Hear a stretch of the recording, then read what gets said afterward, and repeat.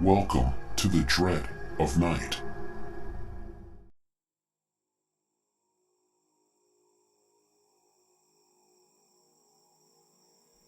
It was a crisp autumn evening, and the sun had begun its slow descent below the horizon. I was driving along a winding rural road, surrounded by golden hues of fall foliage. The area was known for its serene beauty, but on this particular evening, that tranquility was shattered by an unsettling discovery.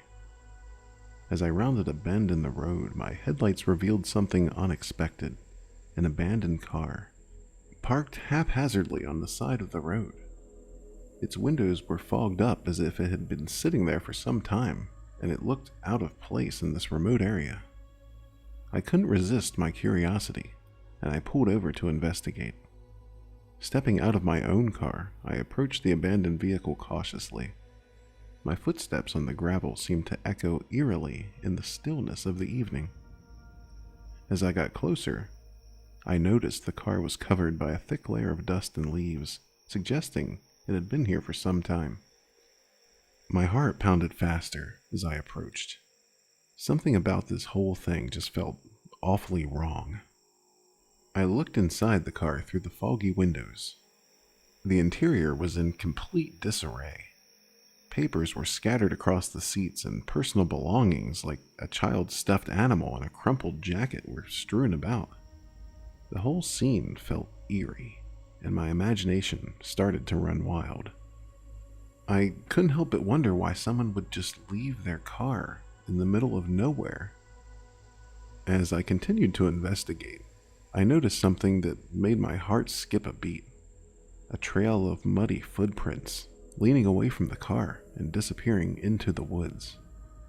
It was as if someone had left the vehicle and ventured into the forest on foot recently. But who could that be? This car seems like it's been here for weeks, months, maybe even a year or two. I hesitated for a moment, torn between my curiosity and a growing sense of dread. I decided not to follow the footprints into the woods. It felt too risky, and I had no way of knowing what might be waiting for me there. Instead, I backed away from the abandoned car, my heart pounding, and returned to my own vehicle. I felt much safer as soon as I sat inside and closed the door. I made a hasty U-turn out of there and continued down the road, my mind filled with questions. To this day, I have no idea who the owner of the abandoned car was, or what had compelled them to leave it behind. It remains a mystery. I often think about getting in my car and driving back up there to see what had become of that old abandoned car.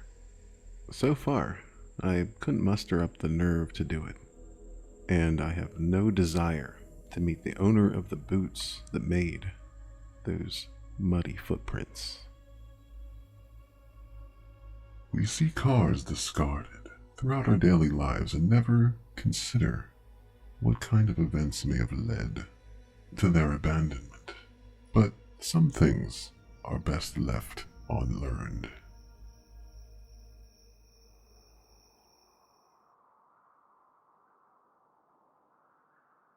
Hiking had always been my escape, a way to disconnect from the demands of everyday life and reconnect with nature.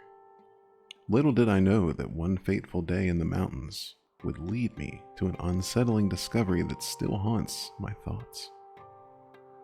I had chosen a remote trail, one less traveled, hoping for solitude and the beauty of the wilderness. As I climbed higher, the air grew colder, and the scent of pine surrounded me. The trail led me to a rugged ridge overlooking a breathtaking valley. Amidst the rocks and falling trees, something caught my eye. It was a pale, bone-white object, partially buried in the earth. Curiosity overtook me, and I knelt down to uncover it. To my shock and horror, it was a human skull, the eye sockets packed full of dirt and insects. Fear surged through me as I realized the gravity of this discovery. I had just stumbled upon a human remains in the remote wilderness. Panic and dread welled up inside me, and I quickly scanned the area, fearing I might not be alone. My heart was racing, and I considered what to do next. I knew I had to report the findings to the authority, but it meant descending the mountain alone, knowing that I had discovered something gruesome and unsettling. My mind raced with thoughts of who this person had been and how they ended up here. Carefully, I covered the skull with leaves and rocks to protect it from the elements and hide it from any other passers-by, all the while haunted by the sight of those dirt-filled eye sockets. I resumed my hike, my steps heavy with the weight of this discovery. When I reached the base of the mountain, I contacted the local authorities and explained what I found. They assured me they would investigate, and I gave them detailed directions to the site. Days turned into weeks, and I couldn't stop thinking about that skull, the bugs falling over my hand from the eye sockets. Who had that person been, and how had their remains come to rest in such a desolate place? Months later, I received an update from the police. They had identified the individual as a hiker who had gone missing in the area some years ago. The circumstances of their death remained a mystery, but at least their family had some closure now. Despite the resolution, I couldn't forget the chilling sight of that skull on the mountain. The memory of that still affects me most days, especially on the days that I want to go hiking. I haven't been up a mountain that high in some time. I just can't do it. The distant reaches used to be my escape, but now they haunt my nightmares. And it seems what remains on that mountain was the end of your joy.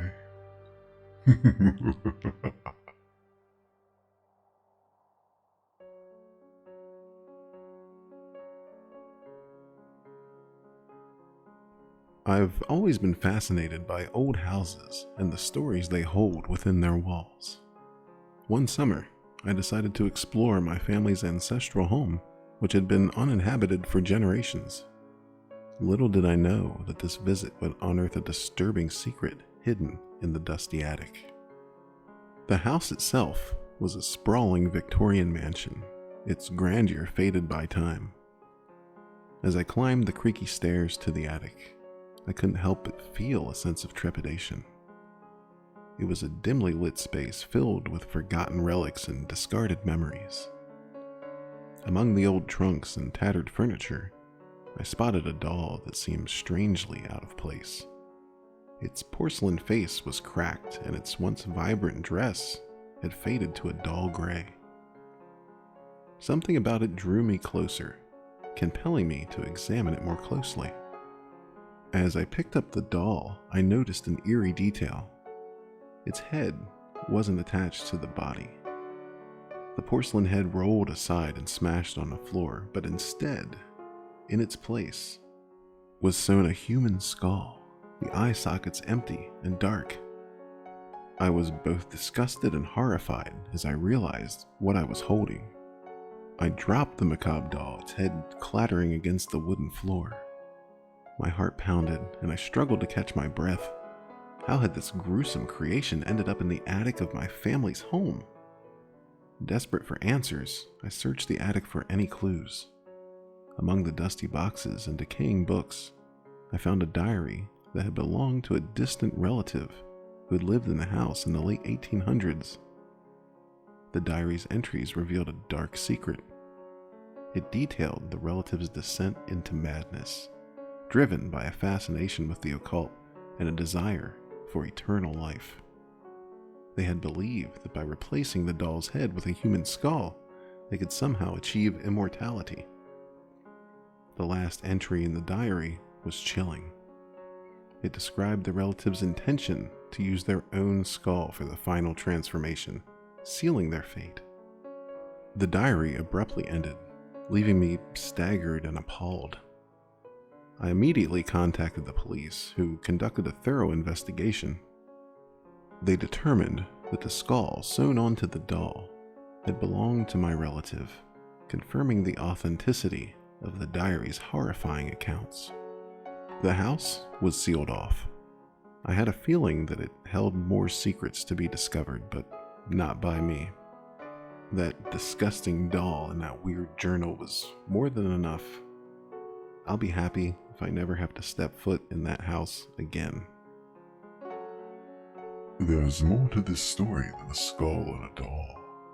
For surely his relative didn't cut off her own head and sew it to the toy. So, who did? How delightful of you to join us for yet another string of creepy tales. Please do subscribe, like the video, and share with your friends, please. We need warm blood in here.